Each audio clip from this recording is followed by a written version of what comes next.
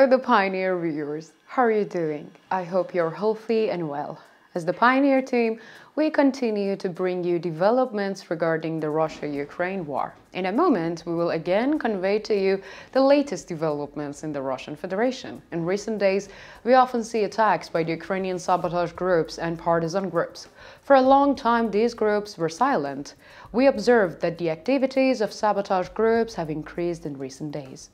In recent days, Ukrainian sabotage groups carried out a very critical attack. It targeted a critical facility for the Russian Federation Army. After the incident in the facility, there was a great panic in the Russian Federation, so much so that all Russian sources heavily criticized the Russian intelligence. So what are the details of the latest attacks carried out by the Ukrainian sabotage groups? Let's take a look at the developments together. As the Pioneer team, we continue to bring the Russia-Ukraine war to your screens. Don't forget to subscribe to our channel and turn on notifications so as not to miss our daily map reports and reports on the agenda. I also read all your comments on our videos. Please continue to express your opinions about our content in the comments. Thank you for all of your nice comments. Let's start if you are ready. The Pioneer reports. The incident we will discuss occurred in the St. Petersburg, Russia. In the early morning, the city of St. Petersburg woke up with a dense cloud of smoke. The city was almost completely invisible.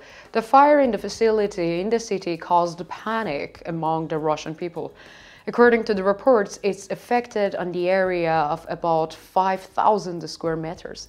According to the reports, the fire in question occurred in the wild berries factory. It is estimated that about 1,000 of workers work in this facility. There is also an interesting detail about this factory. According to the information we obtained from local sources, many employees of this factory were conscripted with a mobilization. At the same time, most of these employees did not return from the front line. There is also a detail about the factory fire. The factory is one of the biggest companies in Russia. It is estimated that the fire in this factory, which has a large share in both imports and exports of Russia, will put the already difficult Russian economy in an even more difficult situation. Claims about the cause of the fire vary greatly. According to some claims, this fire was set by the Ukrainian sabotage groups, and yes, there is such a possibility. However, the other claim is quite striking. According to this claim, a Ukrainian person had previously befriended an employee at this factory. After the recent allegations that the Russian army was working on a new mobilization plan, the Ukrainian said to the factory worker, "The people working in your factory were forcibly recruited before. Now they will do the same to you. Take precautions." The factory worker spread the Ukrainians' claims among his friends. Some sources claim that this claim is more likely to be the true and support the view that the factory was burnt down by the workers. Russian official sources still have not made any statements about the cause of the fire. On the other hand, there is no data on the casualties yet. However, as we have just mentioned, we are talking about the fire that occurred in an area of approximately 5,000 square meters. Probably the material loss caused by the fire is quite large. The economic crisis in Russia is not only related to sanctions. As we have previously reported, in our reports, the majority of Russia's skilled labor forces had left the country with the decision of Vladimir Putin, the president of the Russian Federation, to invade Ukraine. The remaining labor force was largely forced into the army. So the entire burden on the Russian economy is not only due to the sanctions. At the same time, disruptions in the production line are another obstacle that wears down the Russian economy. Especially in recent days, claims that purchasing power of the Russian people have increased have been put forward by Vladimir Putin, the president of the Russian Federation. However, the Russian people who tried to make their voices heard on social media drew attention to the price increases and the decreases in purchasing power in the country. We believe that this fire was set by the Ukrainian saboteurs because the attacks of Ukrainian sabotage groups have increased in recent days. Even in the past days, as you may remember, Ukrainian sabotage groups managed to destroy Russian soldiers by poisoning them and survived the operations organized by the Russian intelligence. It was pointed out by experts that these sabotage attempts were increased. We think that similar attacks may occur again in the coming days.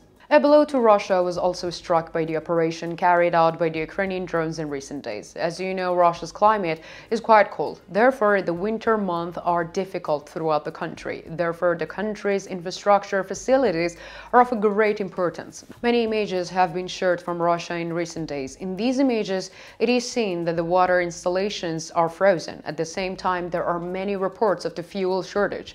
So much so that the allegations that residents of the country are buying petrol from petrol stations to warm up their points are often on the agenda.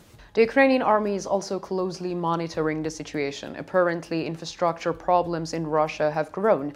There is a weakness here. The more this weakness is forced, the more it will create a very important advantage for Ukraine. With this goal, Ukrainian drones took off from their bases and took action in the past days. The target of the unmanned aerial vehicles was the Rostov region. The Rostov region was often the target of the Ukrainian unmanned aerial vehicles. According to reports, unmanned aerial vehicles belonging to the Ukrainian army hit a power plant in the Rostov region. With the hit, a huge explosion occurred in the power plant. Rostov was plunged into a complete darkness.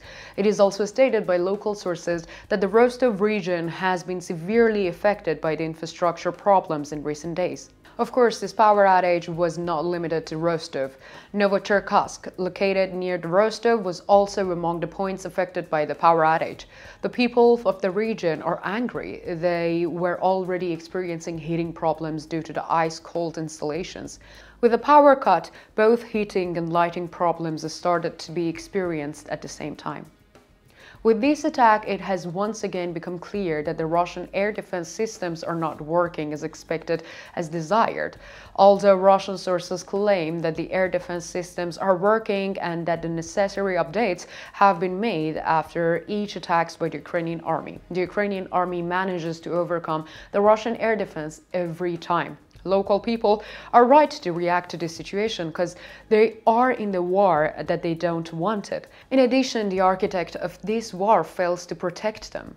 So what do you think? What do you think is the cause of the factory fire in Russia? Could it have been Ukrainian saboteurs? Is there a possibility that the Russian workers started a fire in response to Putin? What do you think about the allegations on this subject? Do you think the infrastructure problems in Russia will affect the war? Should the Ukrainian army hit power stations and similar targets? Let me know in the comments. You know that I read and I care about all your comments.